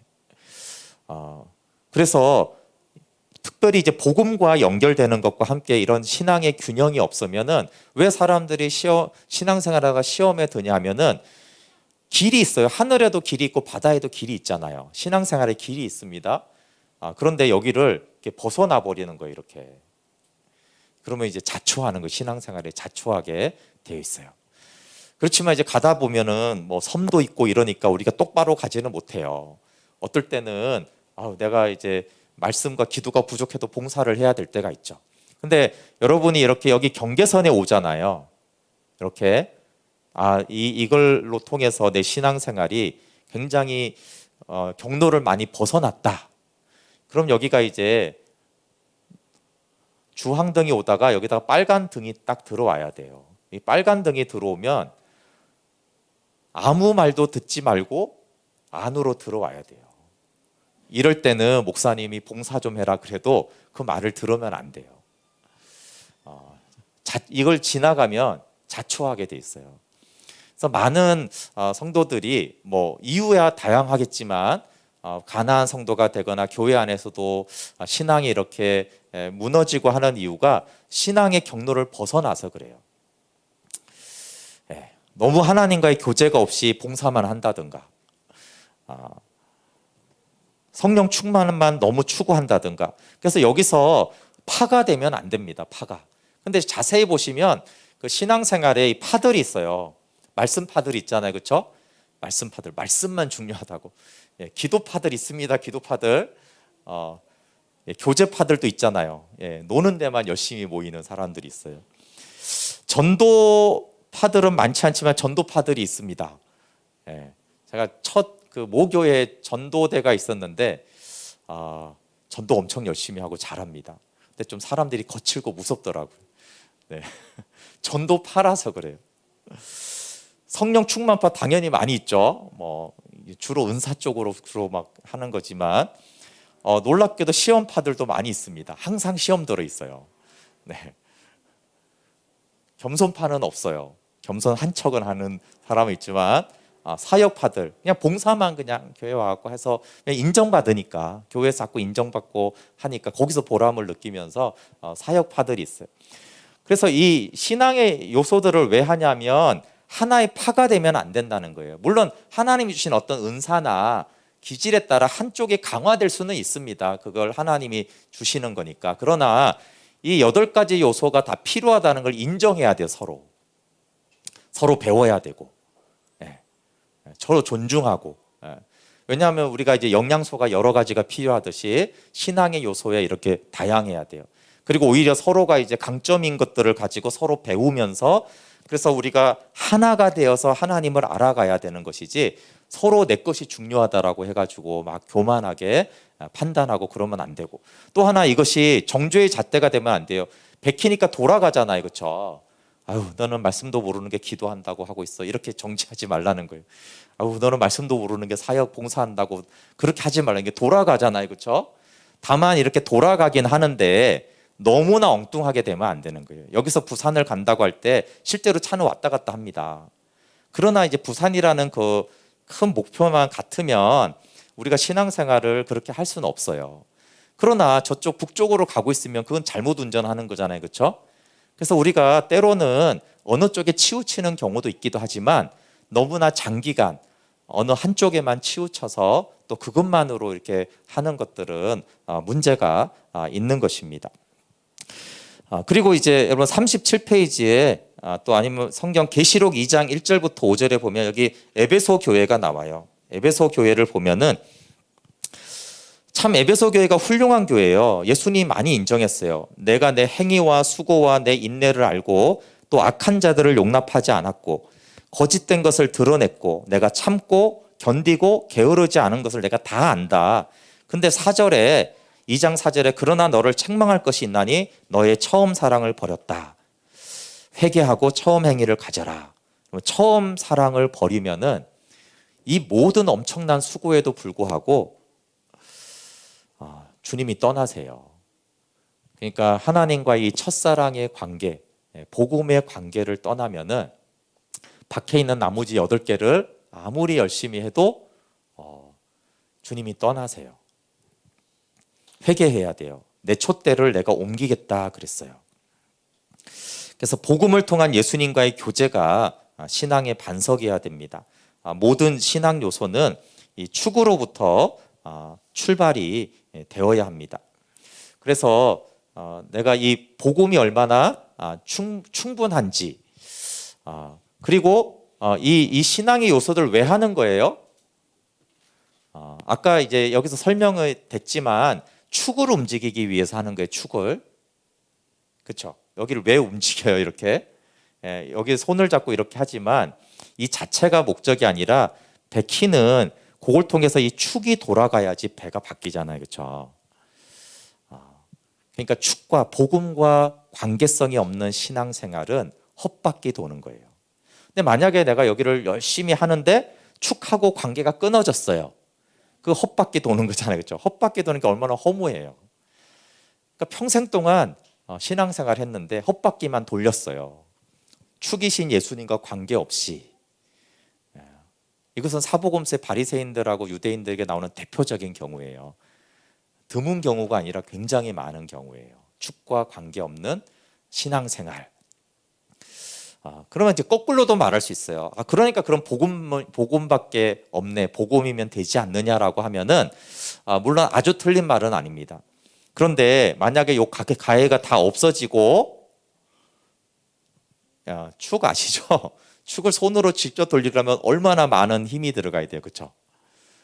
그래서 이 축을 쉽게 돌리게 하는 것이 밖에 있는 요소들이에요. 그래서 이런 거 다 필요 없고 나 혼자 복음만 알면 된다. 그렇지 않습니다. 이 축이 잘 돌아가지 않아요. 그러면 이런 것들이 같이 할 때, 그러나 이 자체로 헛바퀴 돌면 안 되고, 그래서 여러분 이 20가지 질문 중에 앞부분의 10가지 질문은 새가족반에서 다루는 문제예요. 이게 로드십은 어려운 걸 다루는 게 아니라 새가족반에서 다루는 걸 하는 거예요. 그런데 새가족반에서 다루는 걸 하는데 깊이 있게 다뤄요. 왜 그러냐 하면 새가족반에서 다루는 거는 굉장히 기초적이고 쉽고 간단한 거라고 생각하는 경우가 많아서 그래요. 그렇지가 않고 기초가 전부입니다. 사실은 기초가 제일 중요해요. 그래서 새가족반에서 배운 것이 신앙생활 전반에 어떻게 연결되는지를 잘 모르는 경우가 많아서 그래요. 그래서 예수님 영접했습니까? 뭐 하나님의 자녀가 됐습니까? 이게 너무나 다 간단한 질문인데 새가족반에서 배우는 건데 그걸 진짜 아냐고 이렇게 질문하는 거예요. 진짜 알고 있습니까? 예수님 내 안에 계십니다. 아멘. 그러면 끝나는 게 그 안에 계시다라는 것이 무슨 의미입니까? 그러니까 계속 축에 대해서 얘기하는 거 축. 예수 그리스도와 지금의 신앙생활에 대해서 복음의 가장 기초적인 질문이 지금 신앙생활과 연관이 있어야 되는데 가장 이제 요즘에는 그게 많이 없어요. 너무 감사한데 예전에는 복음은 그냥 기초적인 거라고 생각한 거예요. 복음은 새가족 때 이렇게 조금 배우는 거고 복음 다음에 뭐 영적 전쟁, 중보기도, 선교, 세계관, 영적인 사역, 임재, 성령 충만, 은사 이렇게 복음 다음에 뭐가 있는 줄 알아요. 그게 아니라 모든 신앙 요소는 뭐라고요? 복음을 위해서 있는 거예요. 복음에서 나와야 되고. 그런데 복음과 분리돼서 배운단 말이에요. 그래서 복음은 옛날에 초신자 때 내가 했던 거고 그건 이미 졸업했어. 그러면 다 이상하게 되는 거예요. 복음을 졸업해서 은사를 받기 때문에 이상하게 되는 거예요. 복음 안에서 은사가 있는 게 바울과 같은 사람이에요. 능력이 충만하지만 오직 복음만 전하잖아요. 그리스도만 전하고. 그래서 가장 기초적인 신앙의 질문을 가지고 그것이 사실은 얼마나 깊은 내용인지 그걸 이제 다루려고 하는 것이 로드십의 중요한 거예요. 그렇지만 이제 이 뒤로는 이걸 하지 않습니다. 다만 이런 눈이 열어졌으면 좋겠는데 복음을 알기 때문에 복음과 모든 신앙 요소를 내가 스스로 연결시킬 수 있다면 이런 것들을 더 이상 가르치지 않아도 복음을 아니까 기도가 보이고 복음을 아니까 성령 충만이 보이고 복음을 아니까 교제가 보이고 이렇게 돼야지 신앙생활이 건강하게 된 것이고 제가 예전에 이렇게 보면 복음은 옛날에 그 복음과 별도의 봉사, 복음과 별도의 성령 충만, 복음과 별도의 교제 막 이렇게 되니까 이게 이제 헛바퀴를 돌고 있는 문제를 만들기 때문에 좀 그것을 다뤄야겠다 이렇게 한 것입니다. 근데 어떤 사람은 소수가 이런 사람 이런 거 다 아는데요. 저는 신앙이 안 자라네요. 이런 사람들이 있더라고요. 그래서 제가 너는 엔진이 꺼졌구나 그랬어요. 정로를 항해로를 다 알면 뭐 합니까? 엔진이 안 돌아가는데. 엔진은 하나님과의 관계와 교제예요. 그래서 하나님과의 관계, 교제하는 것을 하지 않으면 신앙생활을 어떻게 하든지 다 알고 있어도 하나도 앞으로 가지 못합니다. 그러니까 하나님과의 교제, 예배라고도 할 수 있고 생명의 교제를 하는 것들을 해야지 내가 앞으로 나갈 수가 있는 거예요. 다만 좀 여기서 좀 강조하는 거는 엉뚱한 방향으로 우리가 가지 않아야 된다. 신앙생활 하면서 어디로 가야 되는지 알고 신앙생활을 해야 되지 이게 이제 아무 향방 없이 싸우는 것이 아니라는 것들을 좀 나누고 싶어서 첫 시간은 이렇게 했고요. 20가지 질문 모두가 사실은 그렇게 어려운 내용을 다루는 것은 아닙니다. 그래서 복음과 연관시키는 것들은 아무리 강조해도 부족함이 없습니다. 스스로 오늘 좀 이걸 하시면서 좀 점검을 해보셨으면 좋겠고요. 이것은 계속 봐도 좋아요. 나는 지금 어디에 있고 내 신앙은 좀 건강하게 내가 지금 잘 왔나? 지금까지 나는 좀 어떤 신앙생활을 하고 해왔나? 이런 것들을 볼 수 있기 때문에 좀 좋은 자료가 되면 좋겠습니다. 네, 우리 기도하고 좀 마치도록 첫 시간은 마치도록 하겠습니다.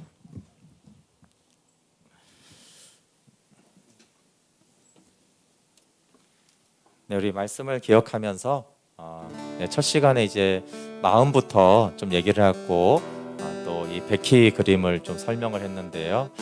하나님 마음 눈을 열어서 하나님을 알게 해주시고 이 로드식 가정 안에 내 신앙생활이 정말 그리스도의 장성한 분량으로 자라게 해주시고 내가 어떤 부분에 치우치는 신앙생활이 아니라 복음을 근거로 베드로처럼 내 반석 되신 예수 그리스도 안에 있을 때만 그리스도의 장성한 분량으로 자람을 알고 이 시간 또 하나님이 주신 마음을 가지고 깨닫게 하신 거 있으면 그걸 가지고 같이 기도하도록 하겠습니다. 하나님, 오늘도 감사합니다. 오늘 첫 시간을 또 성령 안에서 열었습니다. 지혜와 계시 성령님, 우리 마음 눈을 정말 열어주셔서 마음으로 하나님을 알게 하여 주십시오. 하나님, 복음을 복음되게 알게 해주십시오. 하나님, 복음이 우리 신앙생활과 단절되지 않도록 예수 그리스도를 아는 일, 예수 그리스도를 통하여 사는 일, 정말 지혜와 계시의 성령께서 하나님과의 관계성을 알게 하여 주셔서 하나님을 알게 하는 은혜가 있기를 원합니다. 성령님, 우리의 마음을 쓸 수 있도록 우리의 마음을 열어주십시오.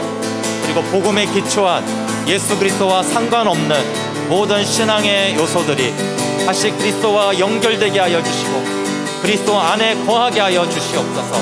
예수 그리스도 안에 있는 자에게 정죄함이 없고 예수 그리스도 안에서 말하고 예수 그리스도 안에서 하나님 교제할 수 있도록 인도하여 주시옵소서.